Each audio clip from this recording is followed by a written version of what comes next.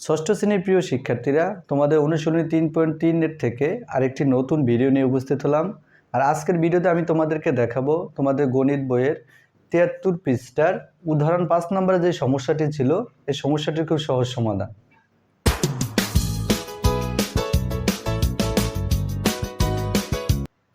প্রিয় শিক্ষার্থীরা, তোমাদের অনুশীলনী 3.3 73 পৃষ্ঠার 5 নম্বরে উদাহরণ 5 নম্বরে যে সমস্যাটি ছিল, এই সমস্যাটি একটা সৃজনশীল প্রশ্ন।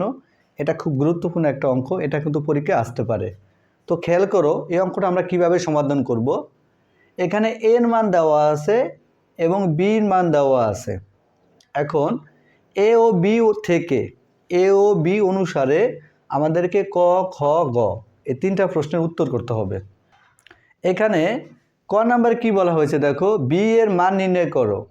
তাহলে অঙ্কটা আমরা কিভাবে সমাধান করব। দেখো বি এর মান কত, তাহলে এখানে বি সমান কত আছে সেটা আগে তুলবে। তাহলে বি সমান কত আছে আগে আমরা তুলি। দেখো বি সমান 7 + -4। এখন আমার এই বির মানটা বের করতে হবে। এটা কিন্তু একটা যোগ, তো যোগটা করতে হলে আগে আমাদেরকে ব্র্যাকেটটা তুলতে হবে। তো ব্র্যাকেটটা তোলার নিয়ম কি, এই যোগ চিহ্নটা দিয়ে ব্র্যাকেটের ভিতরে সাইনটা পরিবর্তন করলেই আমাদের ব্র্যাকেটটা তুলে যাবে। দেখো এখানে আছে 7, তো প্লাসে আর মাইনাসে -4। দেখো এখন কিন্তু আমাদের ব্র্যাকেট নেই। 7 থেকে যদি আমরা 4কে বিয়োগ করি তাহলে থাকে কত, 3। তার মানে বি এর মান বেরোলো কত, 3। তো আমরা এখন লিখবো সুতরাং বি এর মান 3। প্রিয় শিক্ষার্থীরা, আশা করছি তোমরা ক নাম্বার প্রশ্নটা খুব সহজেই বুঝতে পেরেছো। প্রিয় শিক্ষার্থীরা, এরপর দেখব খ নাম্বার প্রশ্নটা কি বলা হয়েছে। খ নাম্বার প্রশ্ন বলা হয়েছে, দেখাও যে এর চাইতে বি বড়। এখানে এর যে মানটা আছে, এর মানের চাইতে বি এর মানটা বড়, এটা আমাদেরকে দেখাতে হবে। তো দেখো এই বি এর মান কিন্তু আমরা ক নাম্বার অঙ্কে পেয়েছি, এজন্য আমরা লিখতে পারি। আমি যদি খ নাম্বার অঙ্কটা এখানে করি, দেখো বি এর মান কত পেলাম আমরা, 3। এই বি এর মান 3 কোথায় পেলাম, ক থেকে পেলাম, ক হতে পেলাম। আমরা এভাবে লিখবো যে ক থেকে পেলাম বি এর মান কত, 3। এখন আমরা এ এর মানটা বের করব, কারণ এ এর মানটা আমরা এখনো বের করি নাই। তো আমরা দেখো এ এর মানটা বের করব। এ সমান কত, এখানে আছে -9 +4 +-6। এখন আমরা এ এর মানটা বের করব। দেখো এ এর মান বের করতে হলে আমাদেরকে এই বন্ধনীগুলো তুলতে হবে। তো বন্ধনী তোলার নিয়ম কি, এই বন্ধনীর বাইরে কোনো চিহ্ন না থাকলে সেখানে আমরা প্লাস ধরি মনে মনে, এই প্লাস দিয়ে ভিতরে সাইনটাকে পরিবর্তন করব। তাহলে দেখো প্লাসে আর মাইনাসে -9, এখানে আছে +4, এখানে আছে প্লাসে আর মাইনাসে -6। এখন আমরা দেখো ব্র্যাকেটগুলো তুলে ফেললাম। এখন আমরা বড় সংখ্যাগুলোকে বড় থেকে ছোট সাজাবো। তাহলে এখানে সবচেয়ে বড় হচ্ছে 9, তাহলে -9, এরপর আছে -6, এরপর আছে +4। মানে সংখ্যাগুলোকে বড় থেকে ছোট আকারে সাজিয়ে নিলাম। এখন দেখো এখান থেকে আমি যদি একটা মাইনাস কমন নেই, তাহলে মাইনাস কমন নিলে কী থাকে, দেখো এখানে থাকে 9, আর মাইনাসটা কমন নিলে এরপরে যে চিহ্নগুলো আছে এগুলো বিপরীত হয়ে যায়। তাহলে মানে এখানে আছে মাইনাস হয়ে যাবে +6, এখানে আছে প্লাস হয়ে যাবে -4। এখন দেখো বন্ধনীর ভিতরে কাজটা করব। এখানে মাইনাস আছে, এভাবেই থাকবে মাইনাসটা। তাহলে যোগ আছে আর বিয়োগ আছে, আগে আমরা যোগের কাজটা করব। 9 আর 6 যোগ করলে হয় 15। খেয়াল করো 15 বিয়োগ 4। এখন 15 থেকে যদি আমরা 4 বাদ দিই তাহলে থাকে কত, থাকে 11, আর এখানে মাইনাস রয়ে গেছে। তার মানে এর মান বেরোলো কত, -11। এখন দেখো এই যে আমরা খ নম্বর অঙ্কটা শুরু করলাম, বি এর মান পেলাম কত, 3, ক থেকে পেলাম এটা, আর এর মান পেলাম কত, -11। তাহলে খেয়াল করো এখানে এ সমান -11, এ সমান -11 আর বি সমান কত, 3। তাহলে দেখো এখানে এর মানটা হচ্ছে ছোট আর বির মানটা হচ্ছে বড়।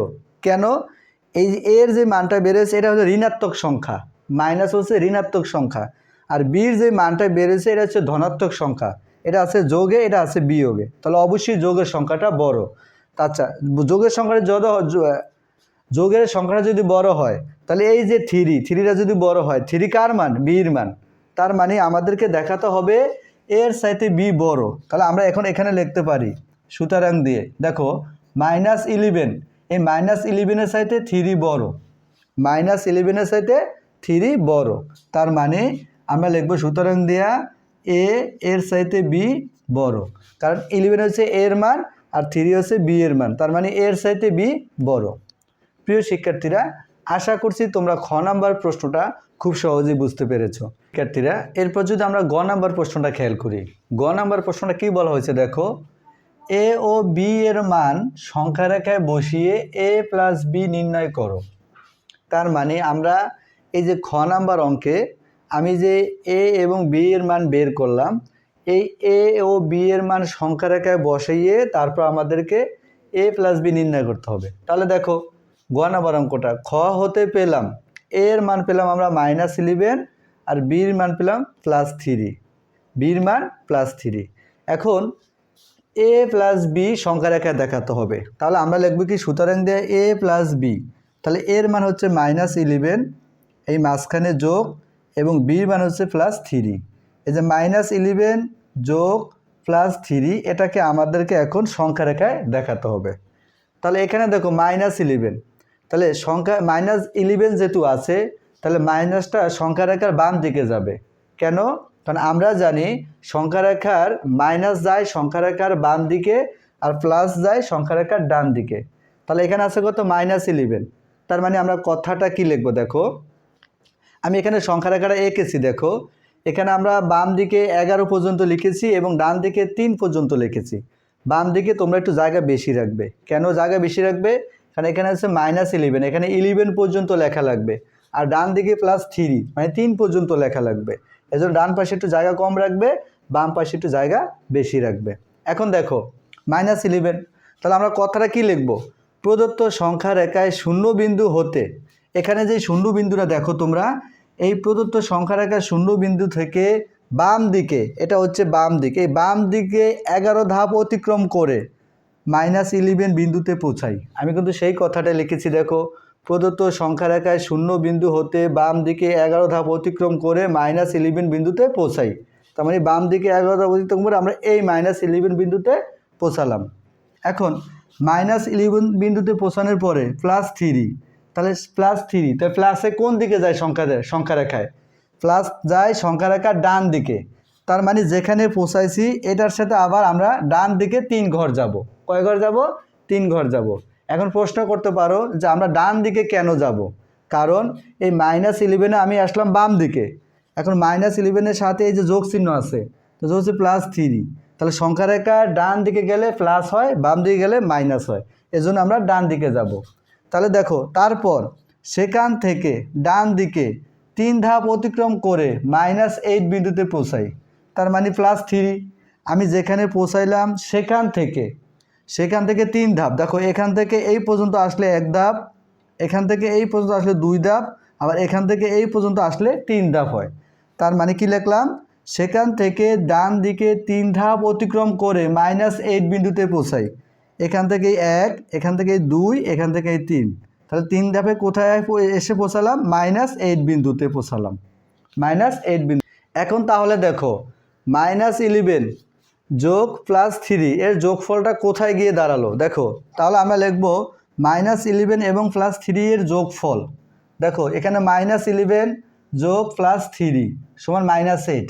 -8টা কেন কীভাবে পেলাম আমরা? দেখো আমরা সংখ্যা রেখা বাম দিকে 11 ধাপ অতিক্রম করে -11 বিন্দুতে পৌঁছাইলাম, সেখান থেকে ডান দিকে 3 ধাপ অতিক্রম করে -8 বিন্দুতে পৌঁছালাম। এখন এখান থেকে এই পর্যন্ত আসার পরে সেখান থেকে আবার 3 ঘর ডানে গেলাম, এরপর ডানে আসার পরে 3 ঘর আসার পরে বাকি থাকে কি আর আমাদের এই শূন্য বিন্দু থেকে -8 বিন্দু পর্যন্ত আমাদের খালি থাকে। তার মানে এখানে -8, এখানে আমি লিখেছি কত? -8। আমি আবার বলছি শূন্য বিন্দু থেকে বাম দিকে 11 ধাপ আসলাম, সেখান থেকে আবার ডান দিকে 3 ধাপ গেলাম, তার মানে বাম দিকে আসার পরে ডান দিকে 3 ধাপ গেলাম, যাওয়ার পরে আমার আর এখান থেকে এই পর্যন্ত পথটুক বাকি আছে। তাহলে এখান থেকে যে এই পর্যন্ত পথটুক বাকি আছে এটার মানটা কি? এটা মান হচ্ছে -1, -2, -3, -4, -5, -6, -7, -8। তার মানে এখান থেকে এই পর্যন্ত -8, আর এটুকু আমাদের বাকি আছে। তাহলে আমরা লিখতে পারি যে কি -11 প্লাস প্লাস 3 সমান -8। তাহলে অতএব সুতরাং আমরা লিখবো a প্লাস b সমান -8। তার মানে আমাদের রেজাল্টটা হলো এই শূন্যবিন্দু থেকে যেটুকু বাকি আছে এটি হচ্ছে আমাদের ফলাফল। প্রিয় শিক্ষার্থীরা, আশা করছি তোমাদের এই 3.3-এর 73 পৃষ্ঠা উদাহরণ 5 নম্বর যে প্রশ্নটি রয়েছে খুব সহজভাবে বুঝতে পেরেছো। ধন্যবাদ সবাইকে।